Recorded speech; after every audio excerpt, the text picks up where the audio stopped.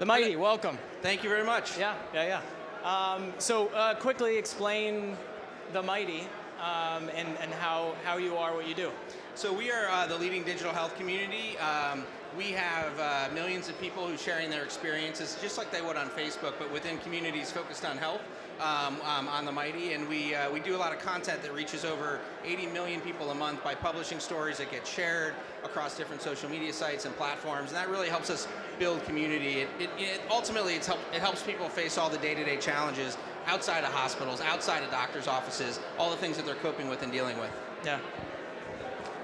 Does that process that happens very organically on Facebook and happens on The Mighty of people venting, of people sharing, is there any clinical understanding to how it may help someone work through treatment? Or, I mean, there's obviously people do it for a reason. But. Yeah, the short answer is yes. What I really underestimated, I saw the value in what was going to be for people reading and consuming a lot of this content. What I underestimated is the value to people actually sharing their experiences. So we work with a lot of different researchers on this. We've had a couple people actually do their full dissertation projects with us studying this and showing fantastic results. We're working with Harvard, Columbia on research projects, looking at a variety of different things on how the experience is on our site, even things around like suicide ideation, reading stories around people facing really tough issues. Actually, we're seeing decreasing suicide ideation, things like that. So absolutely it helps people. Got it.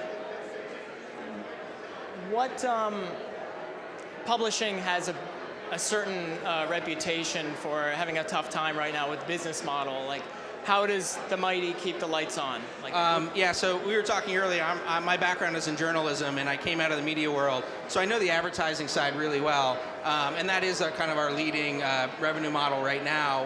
What we're more focused on this next stage is really the insights, the data, and the research behind it. I think within health, the value of a lot of this patient information and data, the patient journey surveys, all of those things are enormous. And so I think if I were to start any kind of media company, I would look at things outside of advertising. I don't think that is going to be like a single, a big win for companies in that space. I think within healthcare, the data analysis, research, those sides it's so valuable to so many people. If we can find a way, and we are finding a way between the clients and the consumers, a win for both, that's what will help us grow into something much, much larger. Mm-hmm. And is this your first startup? Your first time kind of creating something from the ground up? As a founder, yes. Yeah. I spent most of my career as a journalist, ABC News, NBC News, New York Times, much larger companies. It's kind of fun to grow something without all the red tape and dealing with large organizations. But I did work for a startup previously, not as a founder or CEO, and I learned a lot through that. It helped really prepare me to think about all the challenges and get us going in the right direction. Yeah, between us. Yeah, us and them. And them. Is there a mistake you made along the way? Is there something looking back you just, now you know, and the next time you won't, but... it took us a little too long to move from the model of just publishing into more of a social network. There were signs very early on that we needed to build a much larger tech stack and really give people the tools around that.